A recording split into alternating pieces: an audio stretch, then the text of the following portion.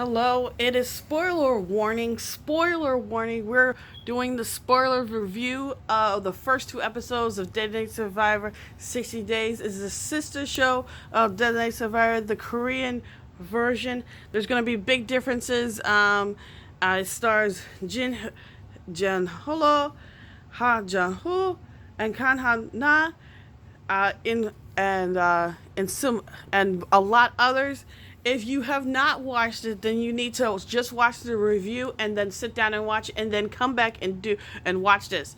This is the last chance spoiler review. I'm going to talk about everything.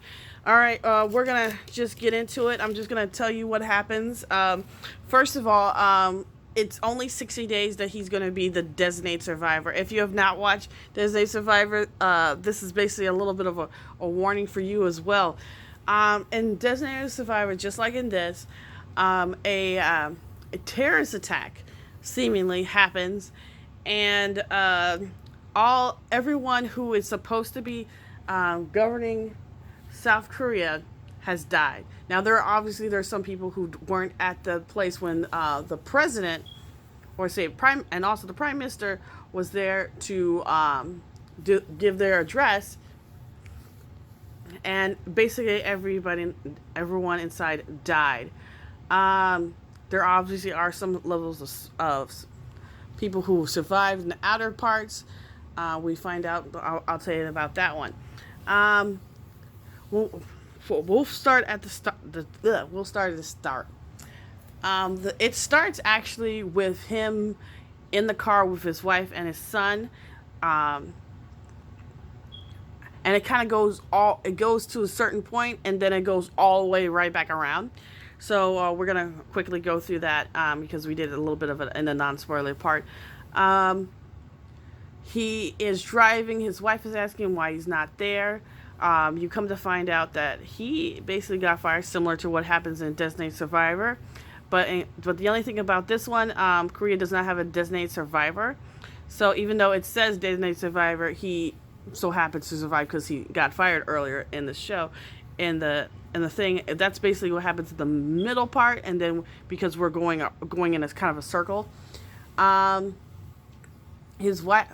wife says, "Oh, aren't we supposed to go to a certain place?" He laughs and says, "Yeah." He still hasn't told her that he just got fired, so he gets on there to go straight there.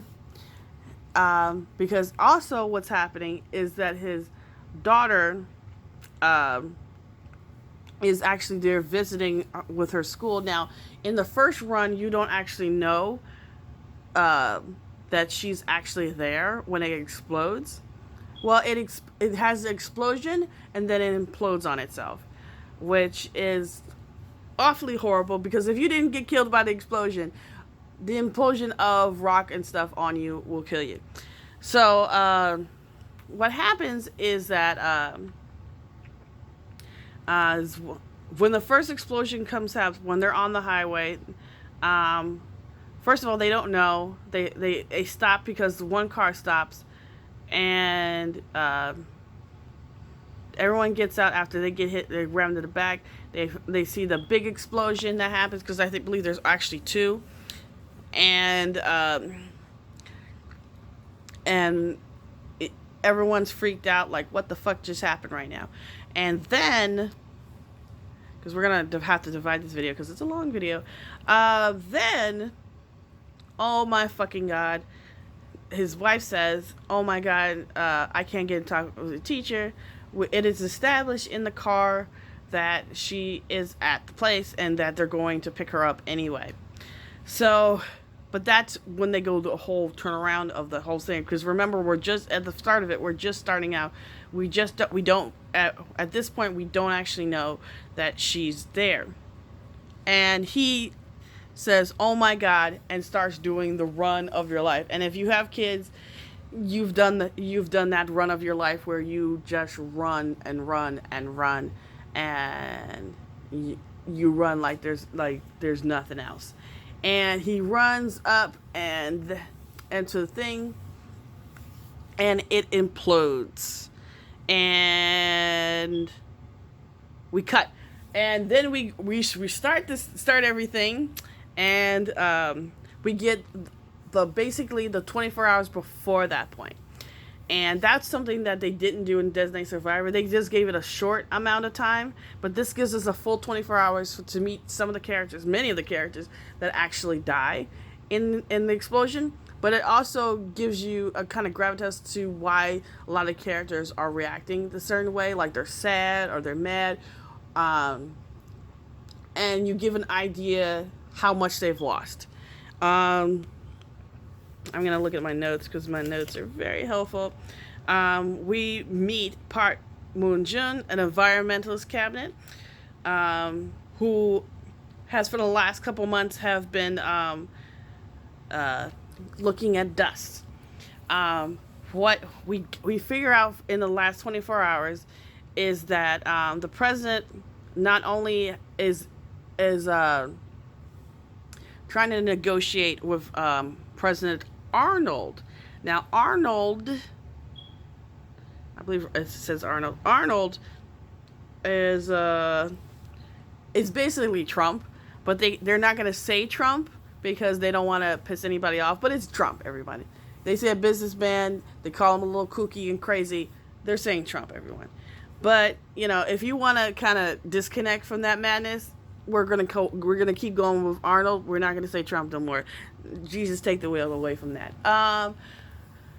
So basically, they're trying to have a trade deal, but the problem is that the EPA that they are giving them says that there's going to be less dust, and they're basically giving them less cars with more dust.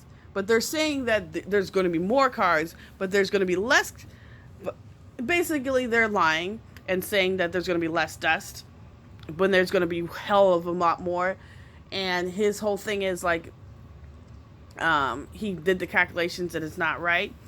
And you find out before he actually meets the president, and they go through that. First of all, he's not originally talking.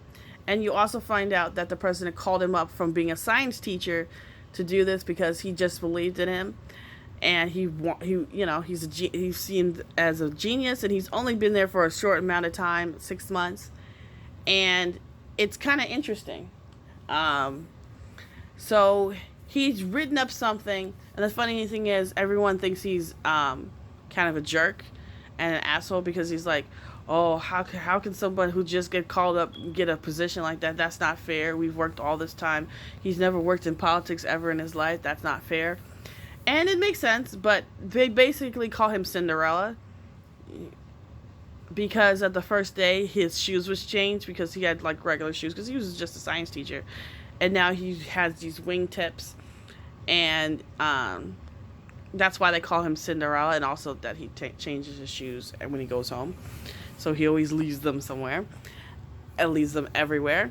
We're going to cut it off here so we can post it on Instagram.